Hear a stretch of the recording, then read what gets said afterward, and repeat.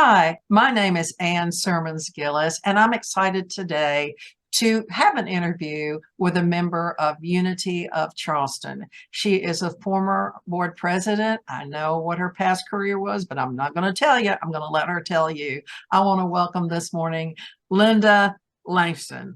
Linda, welcome. Thank you so much. Well, we have had quite the morning this morning. The internet has been out. This is her first Zoom call and she's learning it.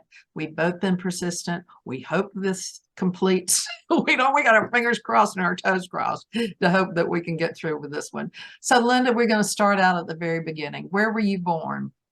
I was born in Columbia, South Carolina. Okay, you're a native South Carolinian. Have you ever lived outside of South Carolina? Not long term. Not long term. Well, what is short term? Oh, a few months here and there. Few months here and there you lived outside, but now where do you live? I live in Summerville, South Carolina. Oh, you live in Somerville. So I live in Somerville too. Yeah. Oh, I didn't realize. Yeah, I do. I live in Somerville. I actually live out from Somerville, but we've got a lot of people in Unity that live in Somerville, and people travel from all around to get to our church because it's such a wonderful place to go. And when I say the word church, I'm using that loosely because we don't operate like a normal church operates. We operate, I think, with expanded boundaries. So what brought you to the Charleston area? Well, I moved to Charleston as a teenager, but I really went up and down the interstate to go to school, and I married somebody from Mount Pleasant, and I have been here ever since. I really love Charleston. So you've been here a long time. I have. That's great. Well, do you have any children? I don't have any children. Okay. And you are married, single, divorced? Divorced. Hoping. Well, no. I was married 37 years and I'm pretty happy as a single woman. Good for you. That's great. I was single for 22 years, and then I've been together with my husband for 24 years. So, wonderful.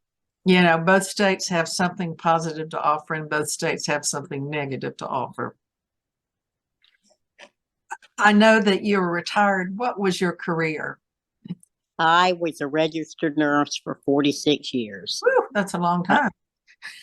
I loved being a nurse. I really did. And I still, even though now I'm retired, I still consider going back on a part-time basis. What kind of nurse were you? I was an OR nurse for 20 years. I spent some time in intensive care. Also, I've worked in a lot of different areas, but I've always loved taking care of people. Okay, well, it looks like you were in the right profession, and hopefully you weren't buried under paperwork, and you could actually be with the patients. Yes, that is a fallacy for sure. That is about that. I don't know. Is there some kind of conspiracy out there that doesn't allow us to work with people because paperwork gets in the way? What that happens in so many. It's hard to say.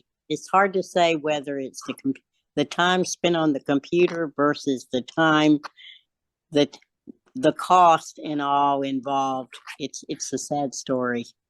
Well, so you are retired. Do you have anything now that you do in terms of hobbies or passions that you enjoy? I am still trying to figure out what to do in retirement. In the beginning, I was so overjoyed to have time to sleep and time to just be. But now I am thinking about, do I want to go to the Low Country Food Bank? Do I want to work with Meals on Wheels? Do I want to go to Trident Literacy? But I really enjoyed not having to do anything. And in my family, we have a new 9-month-old baby. So travel was definitely in my plans. Oh, that's wonderful. That's great. So do you consider that you have been on a spiritual search or spiritual journey? And if so, when did you start that? How did that work out? I think that most of Unity has probably been on a spiritual search.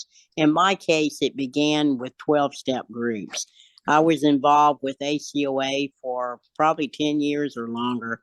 I was involved with Al Anon to some degree, but that kind of led me to believe that in a higher power. I went through a period when I was younger when I really didn't believe in a higher power, but my 12-step work changed that. And somehow it got me to Unity. And the minute I walked into the door, I heard meditation, I heard the peace song.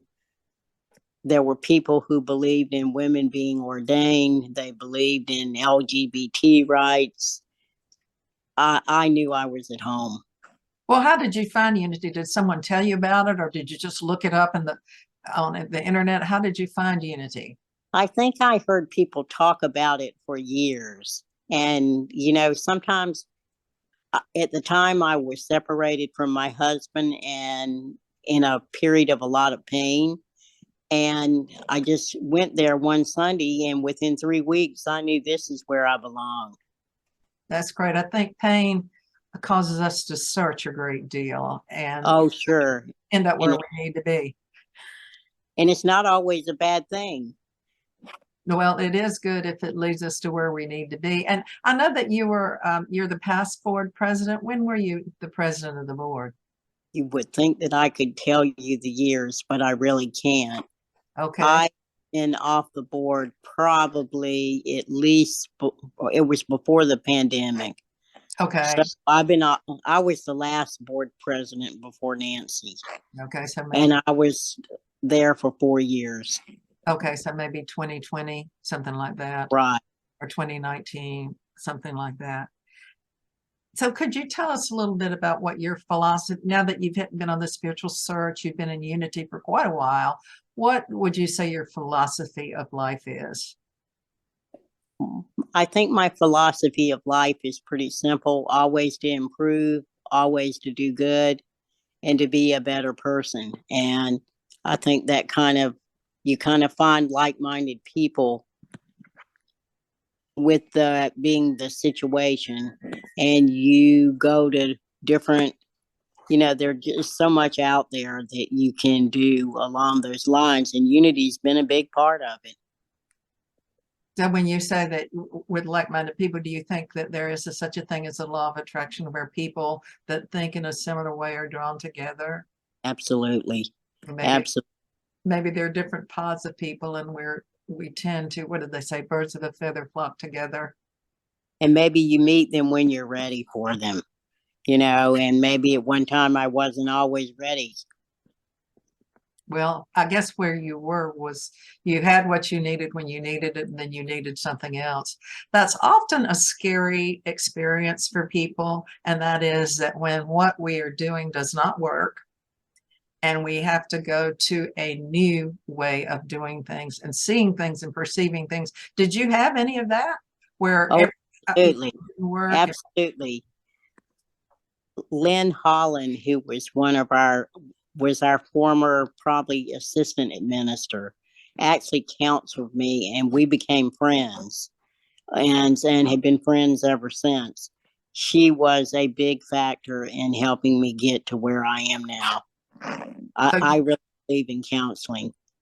So you had that period, I'll say, of spiritual startling, where we are startled by what we used to believe and startled by the fact that we don't have anything to replace it, and then we have to move on. I think that's very common in the spiritual journey. I think so. Yeah, maybe the dark night of the soul. Do you have any favorite books or authors that you are enjoying, whether it's now or something in the past that deeply touched you? Well, I love Eckhart Tolle. I love Pat Conroy. I read a lot of feminist type books as well, but I just love books in general. Well, you said you were reading one now, and so you're an avid reader. Oh, definitely. definitely. So when I ask you about your passions and your hobbies, I think you forgot that one. That may be your Oh, sure. Sure. that may be your passion. You know, a lot of times things are right in front of our face and we don't even recognize them That's when right. we ask about them. That's pretty amazing. Well, I really thank you for being with us. I wonder if you have any last piece of advice that you might leave with us or thought of the day. Sometimes I think the best thoughts are just simple thoughts like do good in the world and to strive to be a better person and to connect with others. Well said. Yes, truth is simplicity. And the Course in Miracles says simplicity is difficult for twisted minds. And so it is simple. It's not always easy because the mind really does like to go off on its own all the time. We have to chase it around, kind of pin it down so it doesn't drive us nuts. Again, thank you so much. Again, we've been talking with Linda Langston today. Take it easy. Thank you. Thank you. Bye-bye. Namaste. Namaste.